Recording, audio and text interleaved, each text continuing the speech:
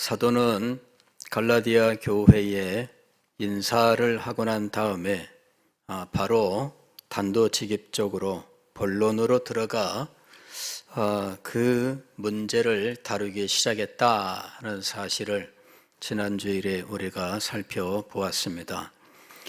그가 그렇게 시급하게 또 그렇게 단도직입적으로 다루고자 원했던 것은 이 다른 복음의 문제였습니다. 다른 복음은 어떤 것인가? 지금 사도는 6절에서 이상하게 여긴다. 어떻게 복음이 임했고 그 복음이 너희 속에 역사했는데 다른 복음을 따를 수 있는가? 그것은 하나님을 버린 거죠. 다른 복음을 따르는 것은 하나님을 버린 겁니다. 그래서 어떻게 그런 일이 그렇게 쉽게 일어날 수 있는가? 내가 이상하게 여긴다. 이렇게 이야기를 합니다. 그리스도의 은혜로 너희를 부르신 이를 이같이 속히 떠나 다른 복음을 따르는 것을 내가 이상하게 여기노라. 다른 복음을 따르는 것은 하나님을 떠난 것입니다. 그래서 지금 사도가 하나님을 떠나는 일이 발생하는 교회에 대하여 하나님을 떠나는 성도들이 자꾸만 생기는 교회를 향하여 불타는 심정을 가지고 이 말씀을 전하고 있는 겁니다. 교회 안에 다른 복음의 자리는 없다. 이것이 7절의 말씀입니다. 다른 복음은 없나니, 다른 복음이라고 하는 것이 존재하지 않는다는 말이 아닙니다. 다른 복음이라는 것이 있습니다. 그런데 문제는 교회 안에 다른 복음을 위한 여지, 다른 복음을 위한 자리는 없다라고 아주 단정적으로 아예 선언하고 있는 겁니다. 다른 복음은 없나니, 교회 안에 다른 복음의 여지가 없습니다. 왜냐하면 다른 복음의 본질이 하나님을 떠나는 것이기 때문이죠. 하나님을 섬기고 하나님의 구원의 은혜를 받아 하나님을 경배하는 교회 안에 하나님을 떠나는 다른 복음이 자리 잡을 여지가 있겠습니까? 그런 여지는 없다는 것입니다. 그래서 사도는 다른 복음은 없다라고 이야기를 한 겁니다. 교회 안에 이 다른 복음의 자리를 용납하는 것, 그것은 우리들이 받아들일 수가 없는 거죠. 사도뿐만 아니라 우리도 마찬가지입니다. 교회 안에 다른 복음의 여지가 있다면 우리는 이것을 단호하게 물리쳐야 하는 것입니다. 다른 복음은 용납할 수가 없어요. 엉뚱한 이야기를 하면 사람의 낯을 보고 그 사람의 체면을 보고 그 사람의 위신을 보고 그렇게 해서는 안 됩니다. 다른 복음은 인간의 모든 것들을 다 뿌리치는 거예요. 과거에 제가 청년 시절에 우리 선배님이 서울의 모 대학 신학과를 다니던 분입니다. 거기는 일반 대학인데 이제 신학과가 있었습니다. 그러니 청년들한테 이분은 신학생이 된 거죠. 예. 그런데 거기서 배우는 신학이란 게 참 이상한 것들입니다. 학교에서 그렇게 가르치는지 교수님들이 그렇게 말하는지는 모르지만 자기가 듣지도 않고 보지도 않은 것을 말할 리는 없습니다. 그래 와가지고 이 청년부 회장인데 대학부 회장인데 하는 말이 시편 32편에 다윗이 내 뼈가 녹나이다 이런 이 구절은 이거는 이 매독이라고 하는 이 성병의 증세다 이런 식으로 이야기를 하는 거예요. 그래 밧세바와 동침하고 나단의 책망을 듣고 그리고 회개한 것이 이 시편 32편입니다. 회개시라고 되어 있는데 이것을 가지고 무슨 뭐 뼈가 녹나이다, 이거는 매독이다, 뭐 이러면서 뭐 다윗이 성병에 걸렸고 뭐 어쩌고 저쩌고. 그때 이제 새로운 이 신자들, 새 신자라고 부르는 새로운 청년들이 몇 들어와 있었는데, 이 사람들이 다 그러세요 하고서는 그 말을 뭐 듣고 뭐 신학생이죠, 선배지요, 뭐 이러니까 이거 참 뭐 엉망이 된 거예요. 그 당시에 대학부 지도하시던 목사님이 청년부 회장에서 그냥 딱 잘라버렸어요. 직권으로 청년부 회장 끝. 그리고 앞으로 교회 안에서 성경 가지고 말하는 거 중지. 그냥 선언을 해버렸어요. 그분의 부모가 교회 오래 다닌 성도입니다. 그리고 어릴 때부터 교회를 다닌 분입니다. 그래 주일학교 다 나오고 중고등부 다 나오고 대학부에 왔고 군대 갔다 왔고 뭐 그런 사람입니다. 그러나 부목사님이었는데 그냥 단칼에 그냥 그 교회의 뿌리가 되는 사람이었는데 볼 거 없습니다. 단칼에.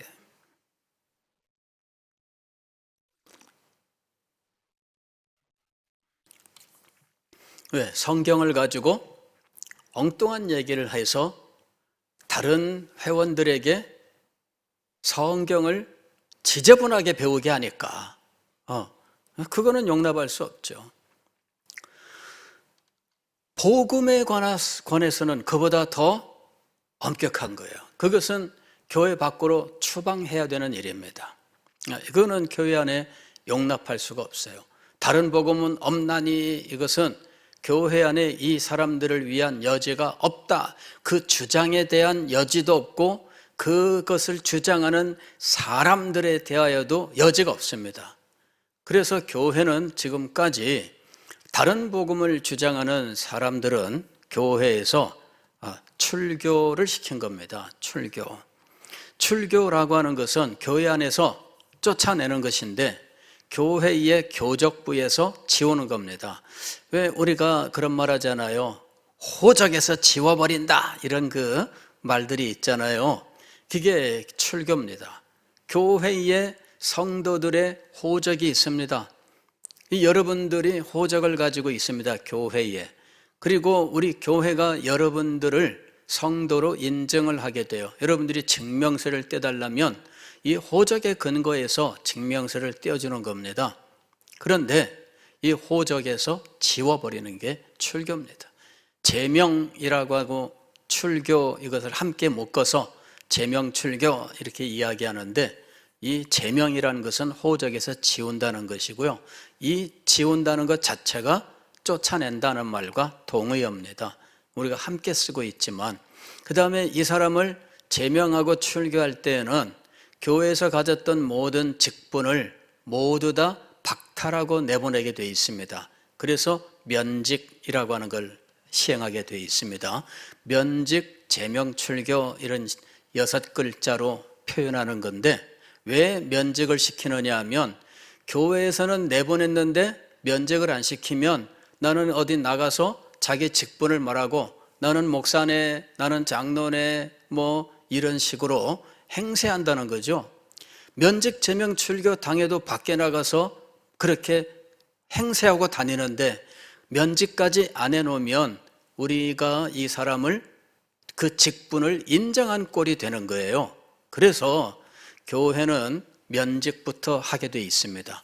면직을 하고 제명하고 내보내는 겁니다. 그 모든 과정을 한마디로 하면은 면직, 제명, 출교라고 하는 겁니다. 다른 복음은 없나니라는 말은 이 과정을 이야기하는 겁니다.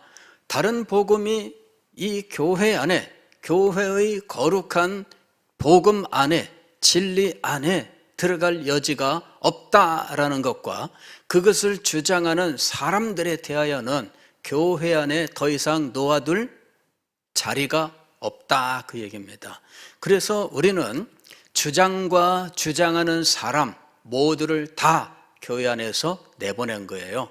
이것이 다른 복음은 없나니라는 말의 의미인 것입니다. 그런데 이 면직 제명 출교 과정은 상당히 복잡합니다. 세를 얻어서 주장하고 대항하게 되면 이게 이제 교회 안에서 싸움이 벌어지는 거죠. 교리 싸움이 벌어지고 세 대결이 벌어지게 되는 거예요. 그래서 오늘 우리는 이 다른 복음은 없나니라고는 이 원리가 얼마나 엄중한 원리인지를 알아야 됩니다. 교계에 보게 되면은 이단에 해당하는 혹은 이단적 주장을 하고 있는 사람들에 대하여 교회가 이것을 경계하는 일들을 하는 경우들이 종종 있습니다.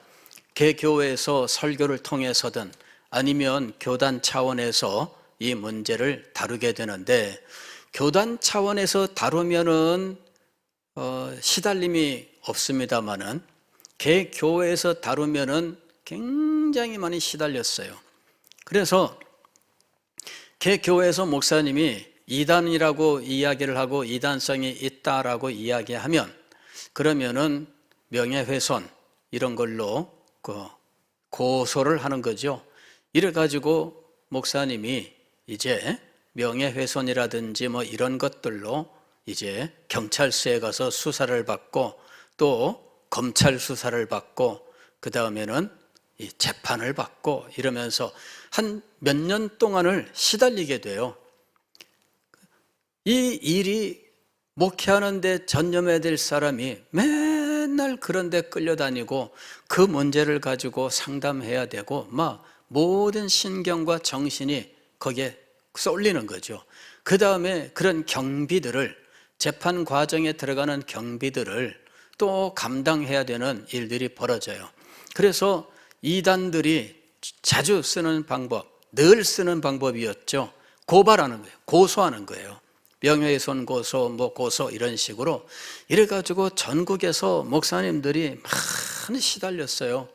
그래 뻔히 이단이다 해도 이거를 설교를 못하는, 가르치지를 못하는 이런 일들이 참 있었던 거죠. 쉽지 않은 문제였습니다. 그래서 어떻게 그것을 피해갈 수 있느냐? 이단이다 그렇게 설교하지 말고 이단성이 있다 이렇게 설교하면 피해갈 수 있다, 이제 그런 식으로 하는 말도 있었습니다. 이단의 가능성, 어떤 그런 DNA가 있다라고 말하면 좀 괜찮은데 그냥 DNA가 확실하고 이단이다라고 말하면 안 된다, 뭐 이제 그런 이야기들도 있었습니다. 자, 다른 복음은 없습니다. 그런 주장이 우리의 복음 안에 들어와도 안 되고요. 그 진리 안에 있을 여지가 없습니다. 그리고 그것을 주장하는 사람의 자리도 없는데 현실 세계에서는 뭐 고소, 고발 이런 것들로 인해서 또 교회 앞에 예배 드릴 때 이 사람들이 대거 몰려와서 시위를 하고 그 다음에 교회로 밀고 들어오고 이래가지고 예배 드리는 이 현장에서 막 난리가 나서 막 예배 드리다 말고 그냥 막 목사님 둘러싸고 막 끌어내리고 목숨이 이 넥타이 잡아당기고 막 이래가지고 막 고통을 당하는 이런 일들도 많이 있었어요. 최근까지도 그런 일들이 있었습니다. 그래 정말 목사님들이 많은 고통을 겪었어요. 교단에서 하면 어느 개인이 그런 식으로 고통을 당하지 않습니다. 뭐 교단 고발해봤자 교단에서는 법무팀이 있어가지고 거기서 대응하면 되는데 개교회에서 목사님은 개인입니다. 그런 보호장치가 없어요. 그러면 어떻게 해야 되느냐? 여러 가지로 어려움이 많았는데 몇 년 전에 이 모든 것들에 대하여 다 깨끗하게 정리하는 판례가 나왔습니다. 교회가 가르치는 이 교리와 다른 것을 분별해야 하는 책임이 있고 의무가 있다라는 거예요. 그건 명예훼손이 아니다. 명백하게 다른 것을 분별하여 이것은 아니다라고 말하는 것은 당연히 교회가 해야 되는 일이다라는 거죠. 판례가 딱 나오고 나면서부터 고소 고발이 딱 사라져 버렸어요.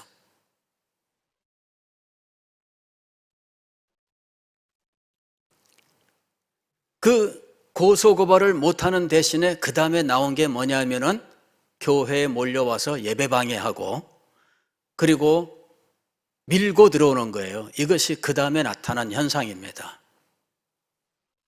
최근에는 밀고 들어와요.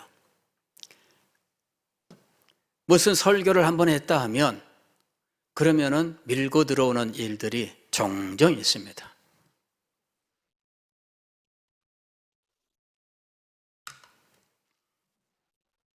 다른 복음은 없나니. 왜 다른 복음이 없다고 말씀하는가? 즉, 그 주장이 용납될 여지가 없고 그것을 주장하는 사람들이 교회 안에 남아있을 자리가 없다. 왜 그렇게 이야기했는가? 이미 6절에서 이미 얘기가 나온 겁니다.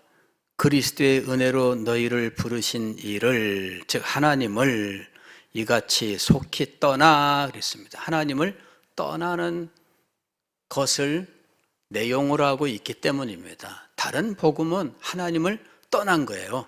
왜 다른 복음이 하나님을 떠난 거냐? 하나님의 뜻, 하나님이 계시하신 진리와 다르기 때문입니다. 하나님께서 계시하신 진리와 다르기 때문에 하나님과 함께 할 수가 없는 겁니다. 그래서 하나님을 떠난 거예요. 이것이 얼마나 심각한 죄인지는 사도가 저주를 받을지어다 라고 말하는 것에서 알 수가 있습니다. 8절 말씀을 보면 그러나 우리나 혹은 하늘로부터 온 천사라도 우리가 너희에게 전한 복음 외에 다른 복음을 전하면 저주를 받을지어다. 이것이 얼마나 심각한 것인지, 하나님을 떠나게 만드는 특성을 가지고 있는 이 다른 복음은 그 죄가 얼마나 심각한지 사도는 저주를 받을지어다 라고 이야기합니다. 심지어는 바울 자신도 다른 복음을 말한다면 저주를 받을지어다. 9절에서 이렇게 이야기합니다. 우리가 말하였거니와 내가 지금 다시 말하노니, 즉 전에도 이야기했는데 지금 또 다시 말하는데, 만일 누구든지 너희가 받은 것 외에 다른 복음을 전하면 저주를 받을지어다. 아주 엄숙하게.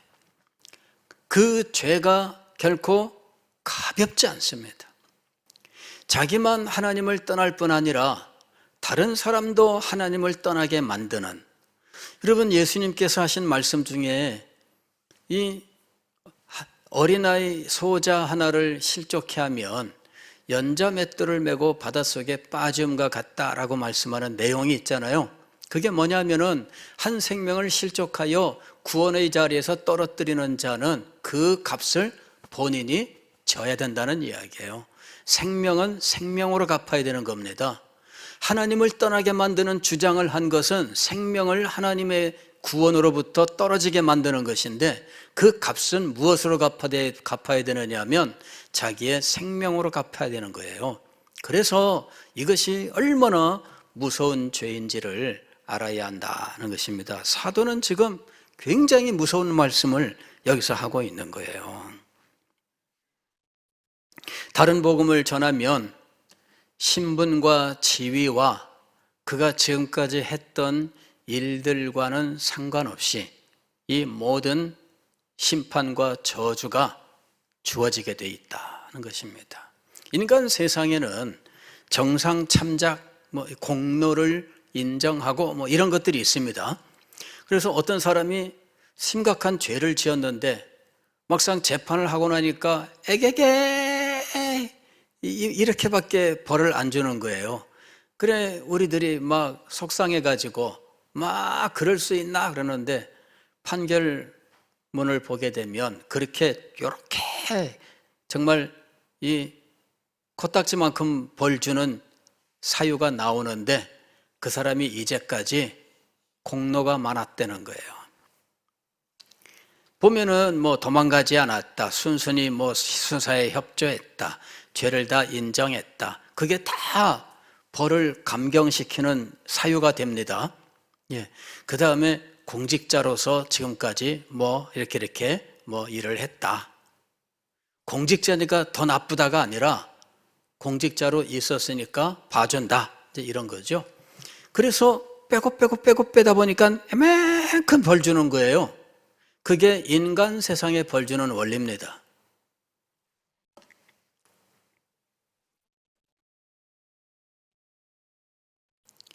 그래서 유전무죄, 무전유죄 이런 말이 나오는 거예요. 그런 공로, 그런 참작의 여지가 없는 사람들, 이건 사회적으로 약자들입니다. 이런 사람들이 큰 벌을 받는 이유는 무엇이냐 하면 정상 참작의 여지가 없어서 그래요. 뺄 것이 없어. 그러니까 이런 사람들은 제대로 벌 받고 뺄 것이 많은 사람들은 뭐 다 빼다 보니까 남는 게 없어요. 그러니 우리가 이 세상 재판 결과를 보고 야, 이 재판이 왜 이러냐 이러잖아요. 재판이 그럴 수밖에 없는 것이 약자들은 빼줄 만한 것이 없고 강자들은 뺄 만한 것들이 많은 거예요. 그리고 빼주다 보니까 그런 결과가 나오는 겁니다.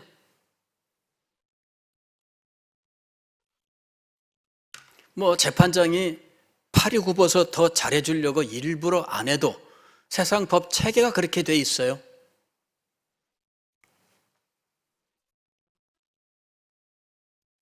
그런데 지금 사도가 다른 복음에 대하여 말할 때 지위나 신분이나 그가 과거에 어떤 일을 했는지는 전혀 고려사항이 아니다 라고 말씀합니다. 지금 다른 복음을 전하여 사람들을 하나님께로부터 떨어뜨리고 있는가, 교회를 무너뜨리고 있는가, 이것만이 고려사항입니다. 8절 말씀 보면 신분과 지위에 대한 말씀이 이렇게 나옵니다. 그러나 우리는 누굴까요? 사도 바울을 포함한 뭐 그 일행들 혹은 다른 사도들 다 포함해서 말씀하는 거죠. 이런 분들이 얼마나 존경할 만한 사람들이고 인정받아야 할 사람들입니까? 그러나 지금 이 사람들 다른 복음을 말한다면 아니다 이거죠. 하늘로부터 온 천사라도 그랬습니다. 하늘로부터 온 천사라도. 천사 하면은 얼마나 대단한 존재입니까? 하나님을 바로 곁에서 섬기는, 하나님의 뜻을 이루기 위하여 하나님의 명령을 순종하여 이렇게 사역하는 이런 존재들입니다. 그런데 이런 영광스러운 존재들조차도 고려되지 않아요. 그들이 과거에 어떻게 일을 했는지는 하나도 고려사항이 아닙니다. 다른 복음을 전하면 저주를 받을지어다. 예, 얼마나 무서운 일입니까, 여러분? 신분과 지위 그거 아무 고려사항이 아니에요. 세상의 재판에서는 고려사항입니다. 그래서 이 사람은 뭘 했기 때문에 빼주고 이 사람은 뭘 했기 때문에 빼주고 다 빼주다 보니까 말씀드린 대로 죄를 형벌을 줘야 되는데 코딱지만큼 주는 거죠. 뺐기 때문이에요. 그러나 하나님의 나라에서 다른 복음을 말한다는 것, 하나님의 계시와 다른 것, 하나님의 뜻과 다른 것, 더군다나 이 구원을 위하여 하나님께서 행하신 이 구원의 영광을 훼손시키는 일은 신분과 지위 고하를 막론하고 이제까지 그가 어떤 공로를 세웠는지 전혀 고려하지 않고 저주를 받을지어다.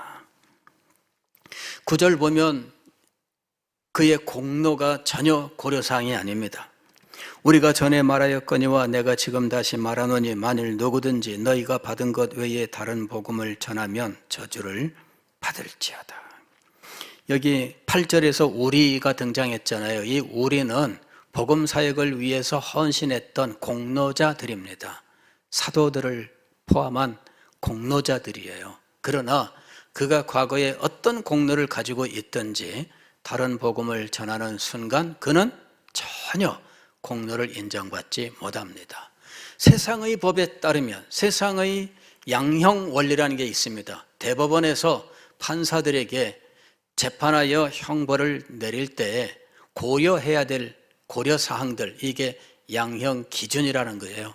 양형 기준이 있어요. 이게 내보냅니다. 판사들이 그걸 보고 뺄 건 빼고 이렇게 하게 돼 있는 겁니다. 그래서 코딱지만한 형벌이 나오는 거예요.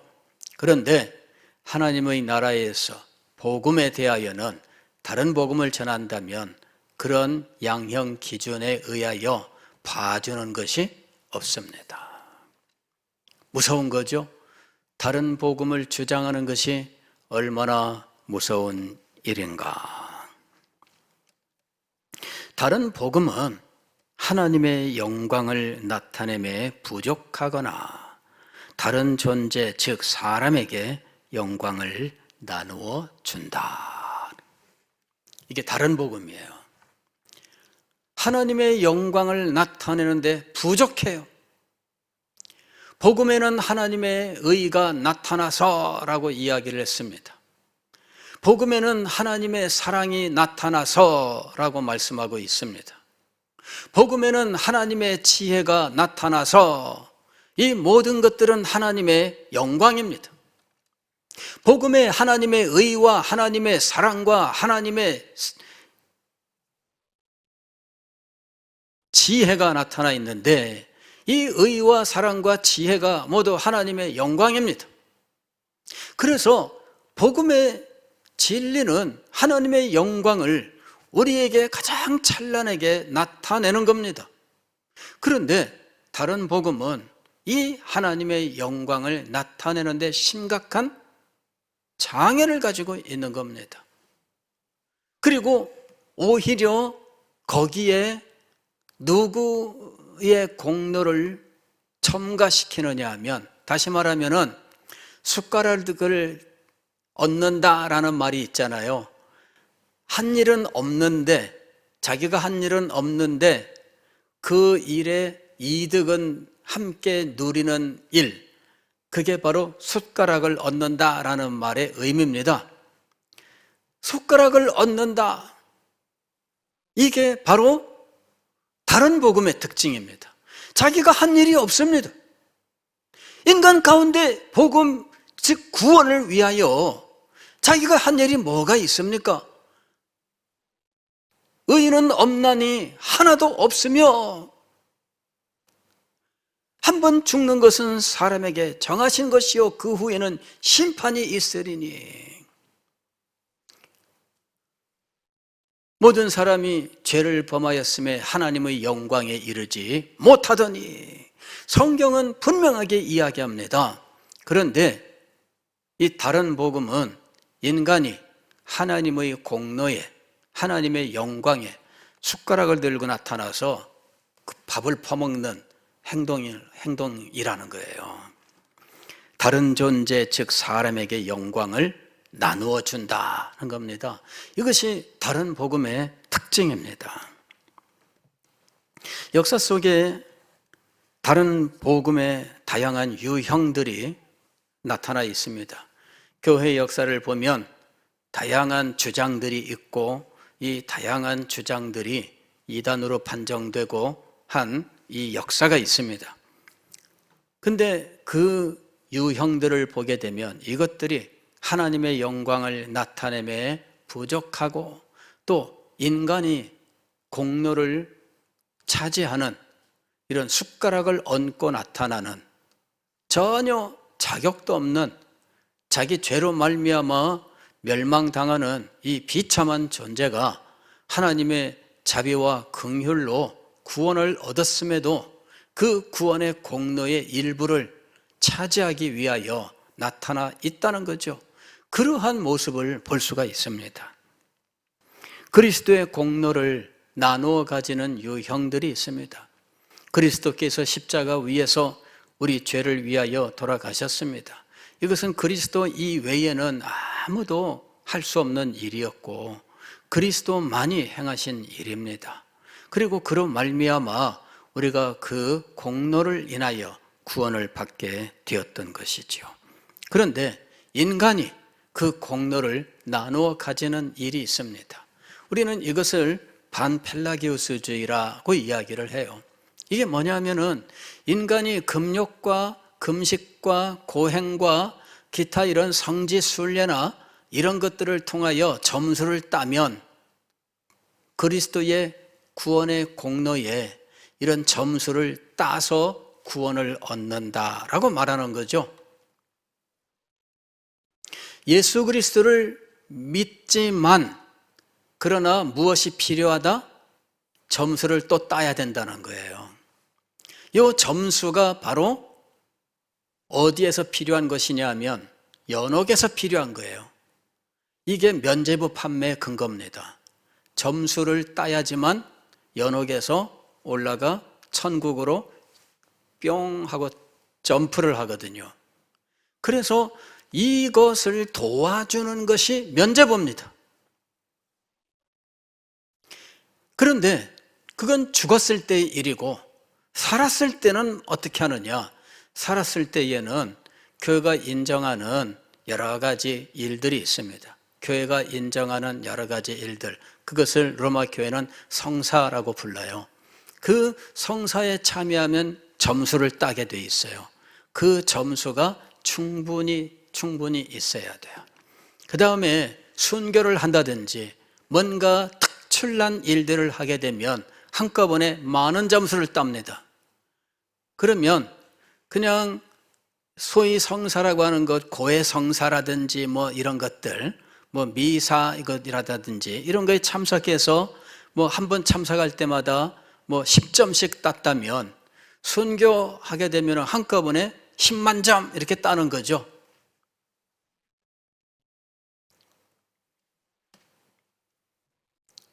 여러분, 그것이 그리스도의 공로를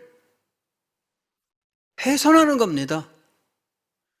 그리스도의 십자가만으로 만족하는 것이에요. 모든 것이 완성된 겁니다. 히브리서에서는 이거를 영단번에라는 말로 표현하고 있습니다. 영단번에. 그것이 단 한 번의 십자가 사건으로 영원토록이란 말입니다. 이게 영단번에. 이거를 영어로 번역을 했는데 once for all 이렇게 되어 있습니다. once라는 하는 건 단번에란 말입니다. for all 이란 말은 모든 것입니다. 즉 단번에 모두 행한 것이 십자가 사건이에요. 그런데 이 십자가 사건으로 만족하지 못한 채 점수를 따야 된다라고 말하는 거예요. 그렇게 가르쳐 놓으면 교회는 편하긴 해요. 왜? 성도들이 점수 따려고 노력하니까.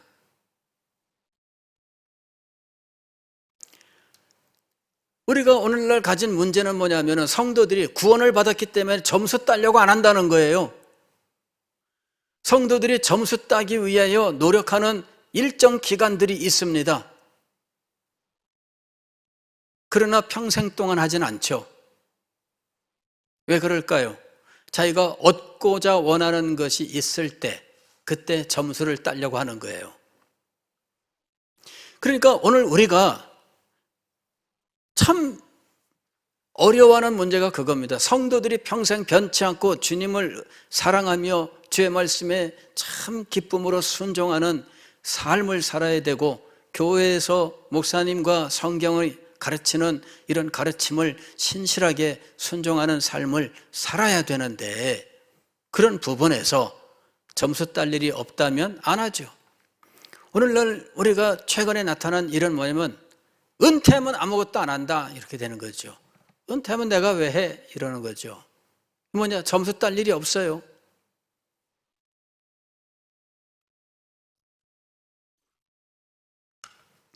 교회마다 지금 문제가 그거예요. 은퇴하면 난 끝.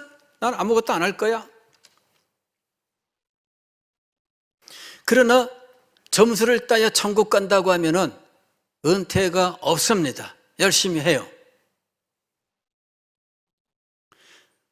여러분, 이 금욕과 고행과 선행이라고 하는 이것, 교회의 일에 열심히 참여를 하여 공로를 쌓아가는, 즉 점수를 딴다는 것이 공로를 쌓아가는 거예요.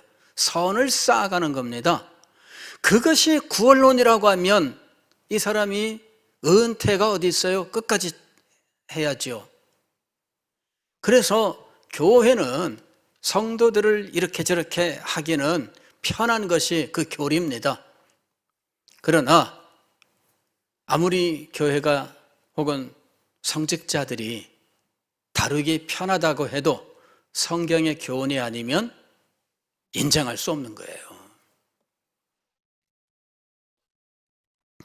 그리스도의 공로를 인간이 나누어 가지는 유형의 다른 복음이 있었습니다.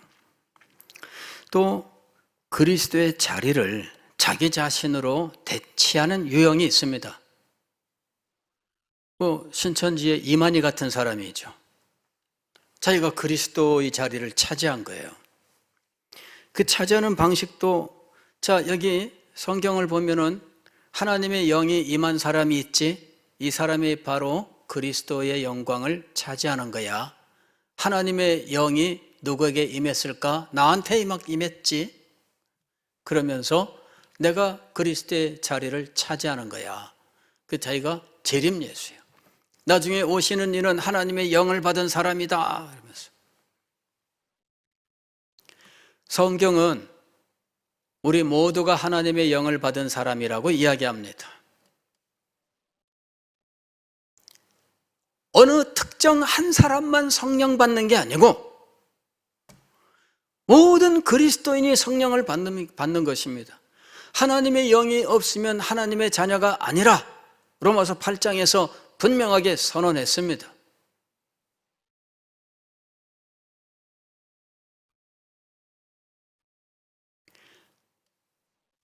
하나님의 자녀는 하나님의 영으로 인도함을 받나니 하나님의 영이 없으면 하나님의 사람이 아니다고 이야기를 합니다.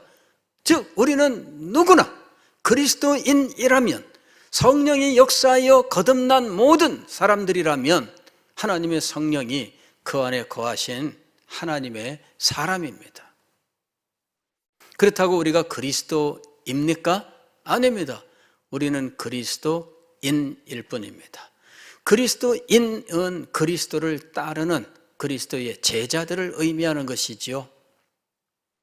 그런데 그리스도의 자리를 차지하는 사람이 있어요. 좀 나이브한 사람들은 이런 사람이 있어요. 어디 가서 기도하다 보니까는 머리도 길고 수염은 길었어요. 그래가지고서는 수염도 안 깎고 머리도 이발도 안 한 채 산에서 내려온 거예요. 그리고는 하는 말이, 내가 예수님의 머리를 이식했다, 이렇게 주장을 했어요. 이게 일제시대 때 있었던 이단 주장입니다. 그러니까 사람들이 보니까 그림에서 보던 예수님의 모습이에요. 딱 이렇게 5대5 가르마로 해서 머리 이렇게 귀 밑으로 이렇게 길렀어요. 아니, 산속에 들어가서 그냥 살다 보면 몇 년 지나면 그렇게 되지 않겠어요? 수염도 안 깎았어. 사진에서 보던 예수님, 그림에서 보던 예수님의 모습이야. 내가 예수님의 머리를 이식했다. 근데 또 정신 나간 사람들이 그 앞에서 오 주여 어서 오시옵소서 이랬네요. 이래가지고 이 예수님의 머리 이식한 사람을 따라다니는 무리들이 생겼어요. 이게 일제시대 때 있었던 이단입니다. 참 괴상한. 근데 그런 사람의 주장을 아멘 할렐루야 따르는 사람들이 있어요. 세상엔 별 사람들이 다 있는 거예요. 근데 또 그 같은 시대에 교회 어떤 여집사가 좀 몸집이 좀 있고 배가 좀 이렇게 나온 좀 이런 사람이었는데, 처음에는 사람들 앞에 뭐 뚱땡이라는 놀림을 받았겠지요. 근데 이 사람이 어느 날 주장하기 시작했어요. 내가 예수님을 잉태했다. 이게 예수님이 잉태한 배라는 거예요. 그런 다음에는 세월이 지나도 예수님이 안 나와. 10달이 지났으면 나와야 될 거 아니에요. 아니, 지체가 돼도 정도가 있지. 왜 안 나와요? 그랬더니 이번엔 말을 바꿔서 내가 곧 예수니라 이렇게 된 거예요. 잉태한 예수가 자기가 그 예수와 하나가 됐다는 거예요. 그랬는데 아까 머리 이식한 이 사람이 이 여자 앞에 무릎을 꿇고 오 주여 어서 오시옵소서 이런 거예요. 요지경이죠.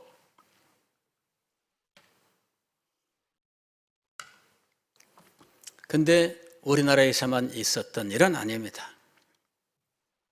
자기가 예수라고 말하는 사람들이 역사 속에 많이 등장했어요.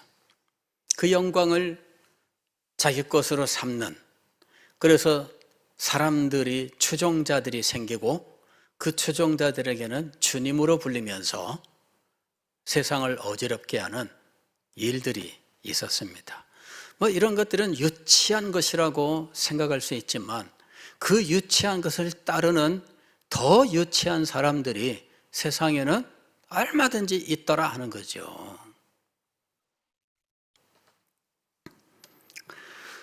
다른 복음 유형이 세 번째 유형은 그리스도의 대속을 인정하지 않는 유형입니다. 대속의 교리를 인정하지 않는 사람들이 있어요. 그리스도께서 십자가 위에서 죽으신 사실만 인정하는 거죠. 그 죽음이 우리의 죄를 대신하는 대속의 죽음이라고 하는 것은 인정하지 않아요. 현대신학자 중에 아주 탁월하다고 인정받는 사람도 결코 대속을 인정하지 않아요. 제가 그 사람의 책을 다 사다 놓고 그렇게 열심히 보았는데 도대체 뭐가 문제냐? 우리도 가르치는 것을 말하고 있는데 도대체 뭐가 문제냐? 그랬더니 대속을 인정하지 않아요. 그리고 그 사람이 말하는 것이 무엇인지에 대해서는 제가 갈라디아서를 강의하면서 나중에 얘기할 겁니다. 그리스도의 대속을 인정하지 않는 유형이 있습니다. 또는 그리스도의 공로를 헛되이 적용하는 유형도 있습니다. 그리스도의 십자가의 공로가 누구를 위한 것일까? 모든 사람을 위한 것일까요? 바로 그게 현대의 다원주의자들의 주장입니다. 그리스도께서 모든 사람을 위하여 십자가 위에서 모든 죄를 다 해결했으니 불교를 믿든 무엇을 믿든 무당을 따르든 다 그리스도의 십자가의 공로로 죄사함을 받고 다 구원의 길을 가는 사람들이라는 거죠. 왜? 그리스도는 모든 사람을 위하여 십자가 위에서 죽으셨으니까. 이 모든 사람을 위하여라고 하는 여기에 함정에 빠진 거예요. 그래서 그리스도의 공로를 헛되이 적용하는 거예요. 즉 믿지도 않고 구원도 없는 사람들에게 그리스도의 십자가의 은혜를 다 적용하여 다 그리스도는 이들까지도 위하여 십자가에서 죽으셨다. 모든 죄의 용서를 다 받은 거다라고 이야기하는 거죠. 그리스도의 공로를 헛되이 적용하는 이것을 우리는 보편주의라고 이야기를 해요. 보편속죄 이렇게 이야기합니다. 그리고 이 보편속죄의 이 흐름 속에 있는 이 주장들이 있습니다. 이걸 분별을 해야 돼요. 사랑하는 성도 여러분, 교회 안에 다른 복음을 위한 여지는 없습니다. 이것은 주장과 사람 모두에게 적용되는 겁니다. 그런 주장도 용납할 수 없고 그 주장하는 사람도 용납할 수 없습니다. 이것이 다른 복음은 없나니라는 말씀의 의미입니다. 다른 복음의 특징은 사람들을 하나님으로부터 떠나게 하는 것입니다. 이것이 얼마나 무서운 일이냐면 다양한 유형들을 여러분들에게 말씀을 드렸는데 그리스도의 속죄의 완전성이라고 하는 것을 부인하는 것입니다. 그리고 하나님의 영광을 부인하는 것입니다. 그래서 이것들에 대하여는 그의 신분과 지위, 이제까지의 그의 공로와는 상관없이 저주의 대상이 된다라고 하는 것이 사도 바울의 엄숙한 교훈인 것입니다. 기도하겠습니다.